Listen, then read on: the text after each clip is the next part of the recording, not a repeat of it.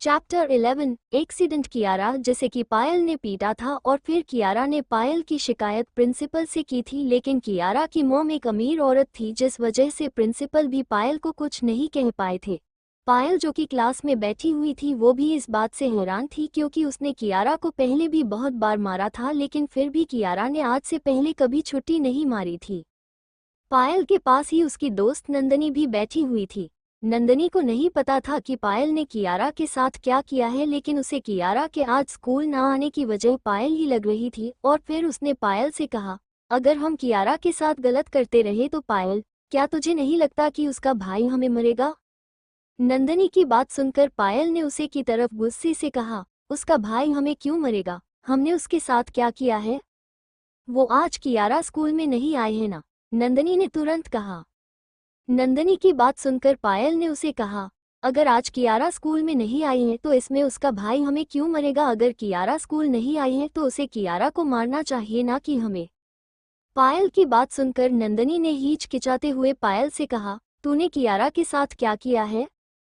नंदनी की बात सुनकर पायल को ऐसा लग रहा था जैसे कि उसकी चोरी पकड़ी गई है, लेकिन फिर उसने अपने आप को संभालने के बाद कहा, मैंने उसके साथ कुछ भी नहीं किया है। मैं तो सुबह से उससे मिली भी नहीं हूँ। और वैसे तू बता, तुझे ऐसा क्यों लग रहा है कि मैंने उसके साथ कुछ किया होगा? पायल की बात सुनकर नंदनी ने उसे कहा, क्योंकि आज कियारा स्कूल में नहीं आई है और इस बारे में टीचर को भी नहीं पता है कि वो आज स्कूल क्यों नहीं आई है। और ये बात तू भी अच्छे से जानती है कि कियारा कभी भी इस तरह स्कूल से छुट्टी नहीं रखती है।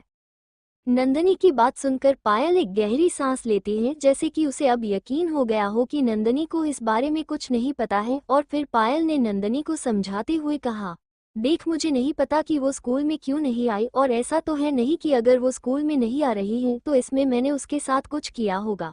उसके खुद के कुछ रीजन होंगे जिस वजह से वो स्कूल में नहीं आई है। मैंने तो उसके साथ कुछ भी नहीं किया। पायल की बात सुनने के बाद नंदनी उसे कुछ नहीं कहती है और अपने मन ही मन में कुछ सोचने लगती है। असल में नंदनी को उसके ऊपर यकीन नहीं हो रहा था, लेकिन फिर पायल ने उसका ध्यान इन सब चीज़ों पर से हटाने के लिए कहा, वैसे वो सब छोड़, तू मुझे ये बता कि क्या आज तू मेरे साथ क्लब रूम में चलेगी? मेरी और भी दोस्त आ रही हैं, हम सब वहाँ पूरी मस्ती करेंगे। हाँ, मैं तुम्हारे साथ चलूंगी, नंदनी ने पायल से कहा। और फिर उसने अपने मन ही मन में सोचते हुए कहा, मुझे नंदनी के ऊपर शक नहीं करना चाहिए। मेरे हिसाब से ये सच ही कह रही है। अगर आज कियारा स्कूल में नहीं आई है तो इसमें कियारा के खुद के ही कुछ रीजन होंगे, मुझे इस बारे में क्यों सोचना। और वैसे भी अगर पायल कह रही है कि उसने कुछ नहीं किया तो उसने कुछ नहीं किया होगा।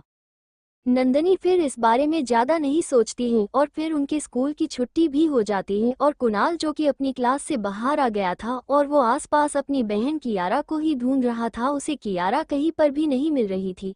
कुणाल को तो यही लग रहा था कि कियारा घर से सीधा स्कूल ही आई थी, लेकिन उसे इस बारे में नहीं पता था कि रास्ते में उसके साथ क्या हुआ था, और उसे ये भी नहीं पता था कि कियारा स्कूल में आई ही नहीं है। कुणाल ने कियारा को पूरे स्कूल में देख लिया था, लेकिन उसे कियारा कहीं भी नहीं मिली थी। यहाँ तक कि स्कूल से बाकी सभी स्टूडेंट भी चले गए थे, लेकिन फिर भी कुणाल को कियारा कहीं भी नहीं मिली थी, जिसके बाद कुणाल घर की तरफ चला गया था। कुणाल, जो कि रास्ते में भी इसी बारे में सोच रहा था कि कियारा आज स्कूल से कहाँ गई थी।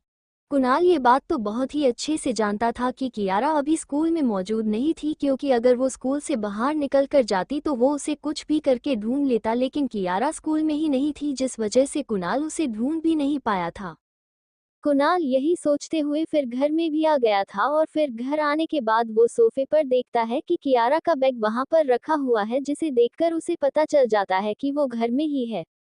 कुणाल ने कियारा के बैग के ऊपर ज्यादा ध्यान नहीं दिया था और वो सीधा उसके रूम के पास चला जाता है, और जब वो उसके रूम के गेट को खोलने की कोशिश करता है तो वो गेट को नहीं खोल पाता है, क्योंकि गेट को किसी ने रूम के अंदर से बंद किया हुआ था। गेट को बंद देखकर कुणाल समझ गया था कि कियारा अपने रूम में ही है, और फिर उसने इस चीज को कंफर्म करने के लिए कहा, कियारा, क्या तुम अंदर हो? कुणाल के इतना कहने के बाद उसे कोई जवाब नहीं मिलता है और वो फिर से थोड़ी तेज आवाज में कहता है, क्या तुम अंदर हो कियारा? कुणाल को इस बार उसके सवाल का जवाब मिल जाता है, क्योंकि कियारा ने अंदर से कहा, मैं अंदर ही हूँ भैया, आपको मेरे लिए परेशान होने की जरूरत नहीं है। कियारा की बात सुनने के बाद कुणाल को कुछ अजीब लगता है। कुणाल को कियारा की आवाज पहले के जैसी नहीं सुनाई दे रही थी। उसे ऐसा लग रहा था जैसे कि कियारा अपनी पूरी ताकत लगाकर बोल रही हो, लेकिन फिर भी वो ठीक से नहीं बोल पा रही थी। कुणाल ने फिर कियारा से कहा, गेट खोलो कियारा, चलो खाना खाते हैं। कुणाल की इस बात पर कियारा ने उसे कहा, मैंने खाना खा लिया है भैया, आपका खाना रखा हुआ है, आप लेकर खा लो। कुणाल को अब पूरा यकीन हो गया था कियारा के साथ कुछ तो गलत हुआ है, क्योंकि कुणाल जब से वापस आया था तब से कियारा उसके साथ ही खाना खाती थी और तब से लेकर अब तक ऐसा कोई भी दिन नहीं गया था जब कियारा ने उसके बिना ही खाना खा लिया हो, और इसी वजह से कुणाल को कुछ अजीब लग रहा था। कुणाल ने फिर कियारा से गेट खोलने के लिए कहा, तुम गेट खोलो कियारा, मैं तुमसे बात करना चाहता हूँ। कुणाल की बात सुनकर कियारा उसे एक पल के लिए कोई जवाब नहीं देती है, लेकिन फिर उसने अचानक से कहा, वो मैं बीमार हूँ जिस वजह से मैं गेट नहीं खोल सकती हूँ, क्योंकि अगर आप मेरे पास आओगे तो आपको भी बुखार हो जाएगा। कियारा की इस बात पर कुणाल ने उसे कहा, अगर ऐसी बात है तो क्या मैं तुम्हारे लिए डॉक्टर को बुलाकर ले आऊं?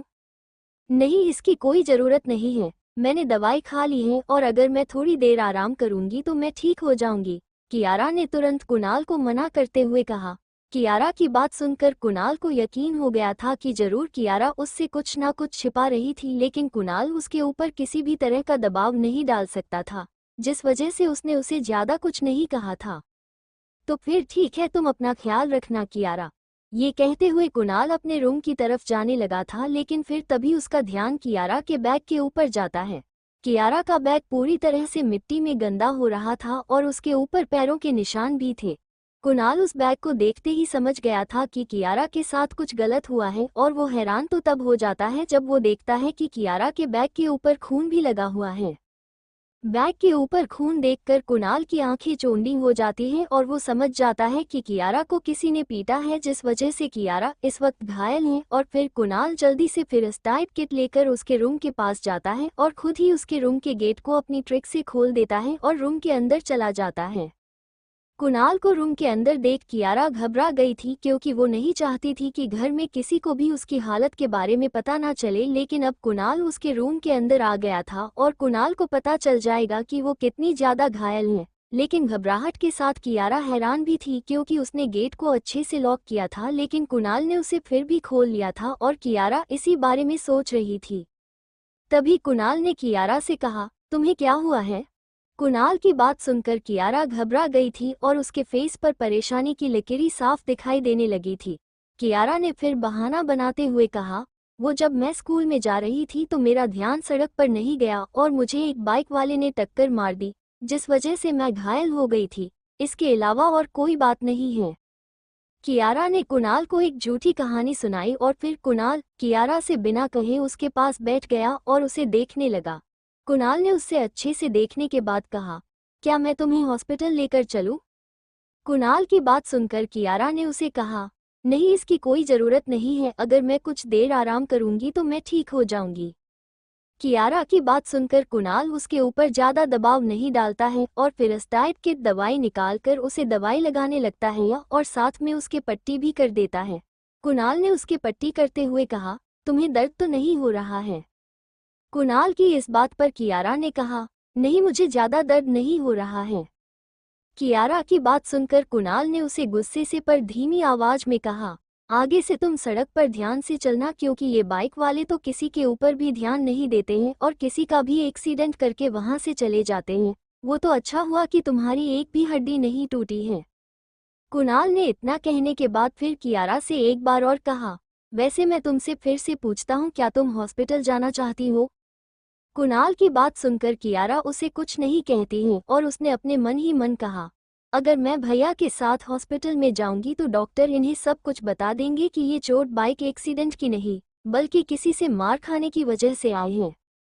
कियारा को कुछ भी ना बोलते देख कुणाल ने उससे कहा, क्या हुआ, किस सोच में खो गई?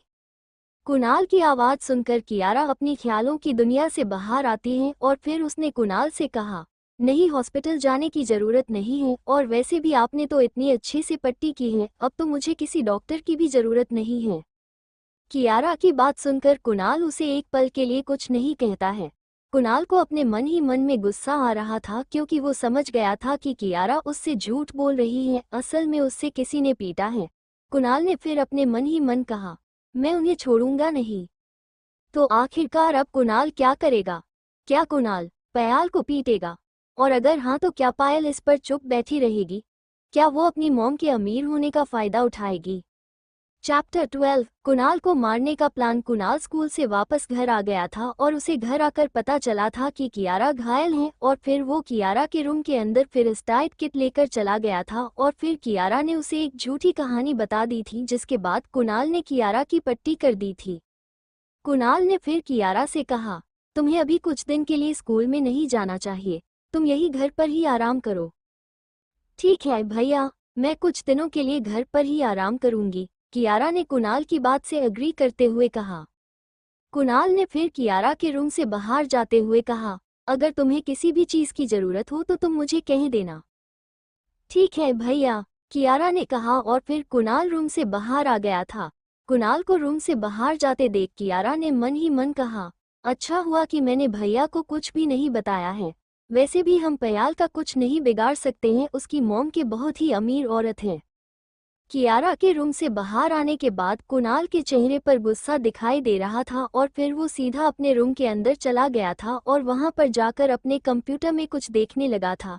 कंप्यूटर को कुछ देर तक चलाने के बाद कुणाल अपने रूम से निकलकर घर से बाहर चला गया था। वही सिटी के एक बड़े से मूनलाइट क्लब के अंदर एक कोने में टेबल के ऊपर प्रशांत और उसके दोस्त बैठे हुए थे। जिस जगह पर प्रशांत और उसके दोस्त बैठे हुए थे वो जगह उस क्लब के कोने में थी, और उस जगह पर प्रशांत और उसके दोस्त क्या कर रहे थे ये कोई भी नहीं देख सकता था। प्रशांत के एक दोस्त ने फिर प्रशांत से कहा, हमने उस लड़के से मार खाई है, ये बात पूरे स्कूल में फैल गई है। अब कोई भी हमसे नहीं डरता है और सभी हमारा मजाक बनाते हैं। हाँ, ये सही कह रहा है, हमें उस लड़के का जल्द ही कुछ करना होगा, प्रशांत के दूसरे दोस्त ने कहा। प्रशांत के सभी दोस्त इसी तरह की बातें कर रहे थे, लेकिन प्रशांत कुछ भी नहीं बोल रहा था और वो शांति से बैठकर अपने सभी दोस्तों की बात को सुन रहा था।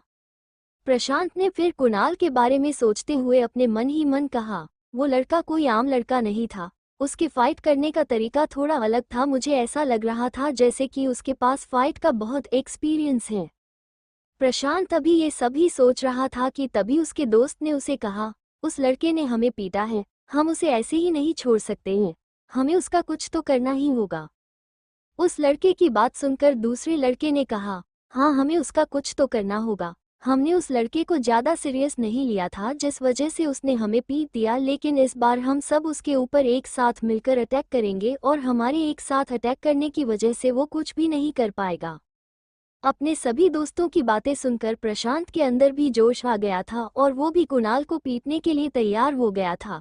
प्रशांत ने फिर ड्रिंक करते हुए अपने दोस्तों से कहा, तो फिर ठीक है, हम उसे छोड़ेंगे नहीं, और वैसे भी हम कोई अच्छे लड़के तो नहीं है जो एक साथ उसके ऊपर अटैक नहीं करेंगे। हम तो उस लड़के को ऐसा सबक सिखाएंगे कि वो 1 महीने से पहले हॉस्पिटल से बाहर नहीं आएगा। प्रशांत ने अभी ये कहा ही था कि तभी उसके फ़ोन पर किसी का कॉल आता है, और जब वो अपने फ़ोन पर देखता है तो पायल का फ़ोन आ रहा था और फिर प्रशांत उसे रिसीव कर लेता है। प्रशांत के कॉल रिसीव करते ही पायल ने उसे कहा, तुम इस वक्त कहाँ पर हो? मैं अपने दोस्तों के साथ हूँ, पर तुम मुझे ये क्यों पूछ रही हो? प्रशांत ने तुरंत कहा। वैसे ही, पायल ने कहा। प्रशांत ने फिर गुस्से में कहा, तुम मुझे ये बताओ कि तुमने मुझे कॉल क्यों किया है? प्रशांत की बात सुनकर पायल ने उसे कहा, वो मैं तो इसलिए कॉल किया था क्योंकि मैं तुम्हें बताना चाहती थी कि मैंने तुम्हारा बदला ले लिया है। क्या मतलब तुम्हारा? प्रशांत ने पायल से पूछते हुए कहा। प्रशांत की समझ में नहीं आया था कि पायल उसे क्या कहना चाहती है। पायल ने फिर प्रशांत को बताते हुए कहा, वो मैंने उस लड़की को बहुत मारा है और मैंने उसे एक अच्छा सबक सिखा दिया है। पायल की बात सुनकर प्रशांत ने उसे कहा, पर तुमने ऐसा क्यों किया है? पायल ने तुरंत जवाब दिया, अगर कियारा का भाई मेरे भाई को मारेगा तो मैं उसे इतनी आसानी से कैसे जाने देती, मुझे अपने भाई का बदला तो लेना ही था। पायल की बात सुनकर प्रशांत हंसने लगता है और फिर उसने हंसते हुए कहा, तुम सच में मेरी ही बहन हो पायल, मैं तुम्हें। तू यहाँ क्या कर रहा है? प्रशांत ने अपनी बात को बीच में रोककर कहा और उसकी हंसी भी बीच में ही रुक गई थी और अब वो बिल्कुल सीरियस हो गया था। प्रशांत की बात सुनकर पायल ने उससे हैरानी से कहा, क्या हुआ, वहां पर कौन है? पायल फोन की दूसरी साइड से प्रशांत से पूछने की कोशिश कर रही थी, लेकिन प्रशांत ने उसे जवाब देने के बदले उसका फोन ही काट दिया था और फिर वो अपने सामने देखता है जहां पर कुणाल खड़ा हुआ था। कुणाल प्रशांत के सामने किसी शेर की तरह खड़ा हुआ था और उसके चेहरे पर कोई भी भाव नहीं थे। कुणाल हमेशा की ही तरह बिना भाव के खड़ा हुआ था और कोई भी नहीं बता सकता था कि वो क्या चाहता है। प्रशांत के दोस्तों ने फिर कुणाल को देखकर कहा, अच्छा हुआ तू खुद ही यहाँ पर आ गया है, क्योंकि अगर हम तेरे पास आते तो फिर तुझे बहुत ही बुरी तरह मरते। लेकिन उनकी बात पर ध्यान न देकर कुणाल चलकर सीधा प्रशांत और उसके दोस्तों की तरफ ही जा रहा था और जैसे ही वो उनके पास पहुंचा तो प्रशांत के एक दोस्त ने कुणाल के ऊपर अपने पंच से अटैक कर दिया। उस लड़के का अटैक कुणाल को लग पाता उससे पहले ही कुणाल ने उस लड़के को हाथ को पकड़कर उसे नीचे झुका दिया और फिर उसके सर को पकड़कर टेबल में मार दिया था। टेबल में सर लगने के बाद वो लड़का दोबारा नहीं उठ पाया था और फिर वहां पर एक जंग शुरू हो गई थी। कुणाल के ऊपर दूसरे लड़के ने अटैक किया और प्रशांत के साथ बाकी बैठे लड़के भी कुणाल की तरफ आने लगे थे, लेकिन कुणाल के एक ही अटैक की वजह से वे सब नीचे जमीन पर गिर जाते थे। कुणाल का एक अटैक खाने के बाद कोई भी लड़का दोबारा नहीं उठ रहा था और अपने एक ही अटैक में वे सब नीचे जमीन पर गिर रहे थे। मून लाइट क्लब के अंदर कोने में लड़के नीचे जमीन पर पड़े हुए थे और उनके बीच में प्रशांत और कुणाल ही खड़े हुए थे। कुणाल को अपने सामने देखकर प्रशांत घबराया हुआ था, लेकिन फिर उसने जल्दी ही अपनी घबराहट को छिपाया और मुस्कुराते हुए कहा, तू क्या सोच रहा है? अगर तूने हमें एक बार मारा है तो तू हमें दूसरे बार भी मार सकता है। इतना कहकर प्रशांत टेबल पर से एक कांच की बोतल उठाता है और उसे कुणाल की तरफ फेंक देता है, लेकिन कुणाल साइड होकर प्रशांत के अटैक से बच जाता है और फिर अगले ही पल प्रशांत का पंच कुणाल के चेहरे के पास आ जाता है। असल में प्रशांत ने बोतल तो कुणाल का ध्यान भटकाने के लिए फेंकी थी और जैसे ही कुणाल का ध्यान भटका तो उसने उसके ऊपर अटैक कर दिया था। प्रशांत का पंच कुणाल को लग पाता उससे पहले ही कुणाल ने उसके मुंह पर अपना पंच मार दिया था और कुणाल का पंच लगते ही प्रशांत कुछ कदम पीछे हट जाता है और उसकी नाक से भी खून निकलने लगता है। प्रशांत ने खून पूछते हुए अपने मन ही मन कहा, इसने मेरे सभी दोस्तों को कुछ ही पल में हरा दिया। इसकी फाइटिंग स्किल बहुत ज़्यादा अच्छी है, ये तो किसी मिलिट्री ऑफिसर की तरह फाइट कर रहा है। मुझे पता करना होगा कि ये लड़का कौन है, क्योंकि ये कोई आम लड़का तो नहीं है। प्रशांत ये सब सोचने के बाद कुणाल की तरफ देखता है, जो कि अभी भी बिल्कुल शांत खड़ा हुआ था और उसके चेहरे पर अभी भी कोई इमोशन नहीं थे। कुणाल को देखकर कोई नहीं बता सकता था कि वो क्या सोच रहा है और कुणाल को इस तरह शांत देखकर प्रशांत को उससे घबराहट हो रही थी। प्रशांत ने फिर टेबल पर से एक कांच की बोतल उठाई और उस बोतल को टेबल पर मारकर तोड़ लिया था। उस बोतल के टूटने के बाद अब वो बीच में से नुकीली हो गई थी और अगर वो किसी को लग जाए तो इससे किसी की जान भी जा सकती थी और अब कुणाल उस बोतल से कुणाल के पर अटैक करने के बारे में सोच रहा था। प्रशांत को इस वक्त कुणाल के ऊपर इतना ज्यादा गुस्सा आ रहा था कि उसे सही गलत का ध्यान भी नहीं रहा था। उसके ऊपर तो गुस्सा इस तरह हावी हो गया था कि वो अब कुणाल को मारने के लिए भी तैयार हो गया था। प्रशांत ने फिर उस कांच की टूटी हुई बोतल से कुणाल के ऊपर अटैक कर दिया था, लेकिन कुणाल ने नीचे की तरफ झुकते हुए प्रशांत का हाथ पकड़ लिया था और प्रशांत के हाथ ऊपर करके उसने उसकी गर्दन पर अटैक कर दिया था और गर्दन पर अटैक होते ही प्रशांत के हाथ से कांच की बोतल छूट गई थी, लेकिन कुणाल ने अभी उसका हाथ पकड़ रखा था और फिर उसने उसके हाथ को घुमाकर उसकी कमर के पीछे कर दिया था। कुणाल ने फिर प्रशांत को आगे की तरफ धक्का देकर टेबल पर गिर दिया था और नीचे से कांच का एक टुकड़ा उठाकर उसने प्रशांत की गर्दन पर रख दिया था और उसे प्रशांत की गर्दन के अंदर घुसाना शुरू कर दिया था। प्रशांत की गर्दन के अंदर से अब खून भी निकलना शुरू हो गया था और उसे बहुत ही ज्यादा दर्द हो रहा था। प्रशांत ठीक से दर्द में चिल्ला भी नहीं पा रहा था, क्योंकि वो जितना ज्यादा चिल्लाने की कोशिश कर रहा था वो कांच का टुकड़ा उसकी गर्दन में उतना ही अंदर जाता जा रहा था और उसे उतना ही ज्यादा दर्द हो रहा था, जिस वजह से अब प्रशांत चिल्ला भी नहीं पा रहा था। कुणाल ने फिर कांच के टुकड़े को फेंक दिया था और अब उसने प्रशांत की गर्दन को अपने हाथ से पकड़ लिया था और उसे दबाना शुरू कर दिया था और प्रशांत को धीरे धीरे करके सांस आनी बंद होने लगी थी। कुणाल ने फिर प्रशांत से कहा, तो प्रशांत बख्शी, अब मैं तुम्हारा क्या करूं? क्या मैं तुम्हें जान से मार दूं? तुम्हें जान से मारना मेरे लिए बहुत ही आसान है और तुम्हें मारने के बाद तो मुझे ज्यादा तकलीफ भी नहीं होगी। तो क्या अब कुणाल सच में प्रशांत को जान से मार देगा, या फिर वो उसे सिर्फ डराने के लिए धमकी दे रहा था? और प्रशांत को मारने के बाद कुणाल के साथ क्या होगा?